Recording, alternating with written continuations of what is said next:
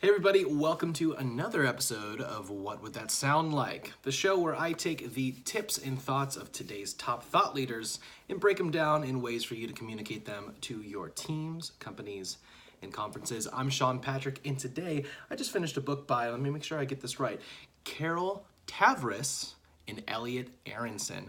And that book was Mistakes Were Made, but Not by Me.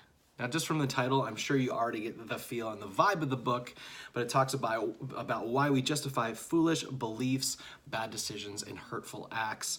Really, what I'm going to focus on is taking a few pieces of that and talking about, and we'll talk about building unity by creating a culture where people own their mistakes on our teams. The way I'm going to talk about that is as if I was talking to my own team about it, which, if I'm being honest, I really have. I've had this conversation with just about every team that I've had the opportunity to be a part of and to lead. So I'll be giving it to you just as if you were giving it to your team. So let's find out, what would that sound like? All right, so as we jump into our meeting today, there's something that's been on my mind for a little bit that I wanted to get your thoughts on, talk to you guys about a little bit, and frankly, just own some pieces for me of where I've probably contributed to this and how I'd like to change that. And what I want to talk about was mistakes. Now, no one needs to worry. I'm sure by saying that, some of you are probably already thinking like, oh no, what did I do? What's it gonna be? This isn't about anything specifically that's come up.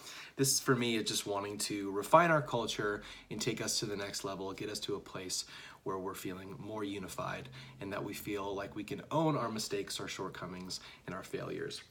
So what I want to do is I want you to think through this question. It's something I've been thinking through a lot this week. It's a simple question, but it's why do we not take responsibility for our mistakes?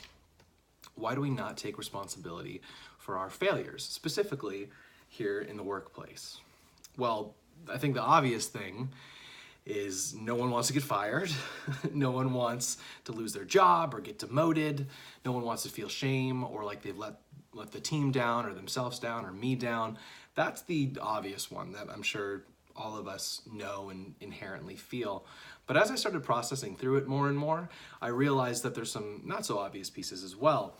And this was a big thing for me, is I realized that I've contributed to creating a culture where mistakes have consequences, and that's healthy, and that's correct, but really it's only healthy if it's balanced with a culture that celebrates our wins, our victories, our successes. And without that balance, if it's just a culture where we come down on mistakes and failures, but we don't celebrate wins and successes, then none of us have any incentive to innovate, to try something new, to own our failures and mistakes, if there's no potential celebration and encouragement for doing that. Why would we even want to do that if there's just the risk of consequence? So I just want to own kind of my pieces of that and try to figure out a little bit of why it's that way, why we're not wanting to jump in and own our mistakes, and how we can remedy that together. So a few thoughts. The first thing is this: wanting to cover up our mistakes or justify them, self-justify them, that's totally normal human behavior. That's not unique to me, to you, to our team. That's just humans. And we self-justify things when we fail or we do something wrong. And what happens is you're left with something called cognitive dissonance. Now, for the sake of our meeting and our conversation, I just want to simply define it. Think of it as that icky feeling you get when you shouldn't have done something, but you did. Or the reverse, you should have done something and you didn't. You know that feeling of like, ugh, I'm gonna get in trouble, or I really shouldn't have done that. That feeling is cognitive dissonance. Let me put it to you this way. Have you ever, you don't have to tell me this, but just think about it. Have you ever just eaten like an entire pint of ice cream by yourself in one sitting? And your body and your mind, they're telling you like, you shouldn't have done that, that was bad. But what happens immediately after that? We start giving ourselves reasons why it was okay. We self-justify to take care of that cognitive dissonance, that icky feeling. We say something like, you know, it's been a long week. I haven't eaten much today, so the calories, they balance out anyway. There's starving kids in the world. I'm not just gonna not eat a pint of ice cream. That would be wasteful.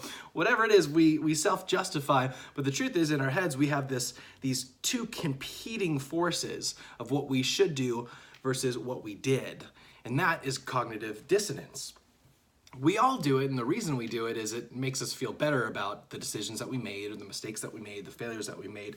But the truth is, if we self-justify, while it makes us feel better in the moment, it doesn't allow us to get to the root of what happened or why we did what we did. It doesn't give us an opportunity to learn from those mistakes or those failures. So self-justifying, while helpful emotionally and mentally in the moment, not great in the long term in terms of fixing the problem and getting better. What I want to do is just take a minute and talk about a couple myths and misconceptions that I think prohibit us from owning our mistakes, and just shed some light on it so we can get to a place where we feel more confident about doing that together in this room. The first one is the truth is, guys, admitting your mistakes isn't a sign that you're stupid. It's not a sign that you're weak. It's not a sign that you're bad at what you do. In fact, what it is it's a great way to learn from something and resolve that cognitive dissonance. It doesn't mean you're dumb. It actually gives you an opportunity to learn from that and resolve that emotional cognitive dissonance that you're experiencing in your mind. And just to go off on a little tangent about the dissonance is that if you're spending your emotional and your mental energy regulating that feeling of I shouldn't but I did, or vice versa, you're not letting your mind put that type of energy into whatever it is that you're supposed to be accomplishing, because it's always in the background going to be working through that cognitive dissonance. So you're actually doing yourself a disservice and your work and the team a disservice by leaning into that dissonance rather than owning what we did and learning from it, so we can put all of our energy into the things that we're supposed to be doing rather than the things that are keeping us up at night or running in the back of our head. So admitting your mistakes and your failures and your shortcomings, it doesn't mean you're stupid, it doesn't mean you're weak. In fact, it's a great way to learn from that and to resolve that dissonance. The next thing is admitting our failures and our mistakes and our shortcomings and the ways that we drop the ball. It can actually create unity in our team. It actually builds trust. Think of it this way. Many of us have probably been in a relationship where something's come up and we've had to take it to our partner, and they have an opportunity to either own it and tell the truth or justify it or lie about it. Now, what do you want them to do?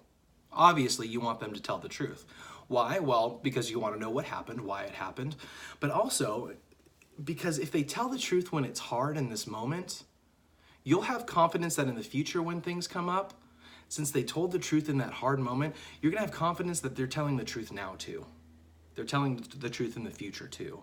If they lie about it, if they justify it, if they rub you the wrong way and this just feels fishy, that's gonna linger there for the rest of that relationship. And every time something comes up, you're gonna be wondering, is that really what happened? Is that really the truth? We want the truth in those relationships because we want to know what happened and why it happened, and it builds unity so that moving forward we can trust that what we're saying or what's being said to us is the truth. And just like it is in relationships, it's the same in our team and in our workplace. Is that if I know that you can own your mistakes or your failures or the balls that you've dropped right now, I know that in the future we can trust that as well.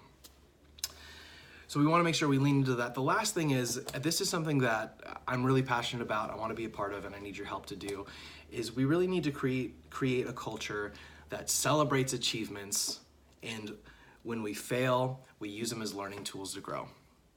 Like I said at the beginning, I know that I've focused more on the consequences of failure as opposed to the celebration and encouragement of victories and what we've done. And that's a bit of a part of who I am, is that I'm always looking to the next thing. I'm always looking to the future when really I need to scale back and be in the now and celebrate the things that we're already doing and accomplishing. So a big piece of this is I'd love for you to partner with me as we create a culture that celebrates achievements and learns from our failures. So if that sounds good, that's really where I want to be headed and where I want to take our team so we can take it to the next level. So that's what it would sound like. That's actually what it would sound like with a gardener right outside at the end. But good thing we are just wrapping it up right here. I hope that was helpful for you. It has been tremendously beneficial on the teams that I've led, and really it just sets a great tone that people can own their mistakes, that they don't have to run away, they don't have to have fear and hide it. Of course, there's times where people drop the ball in a major way, in a negligent way, and that's different than owning your mistakes and your shortcomings, like we talked about today.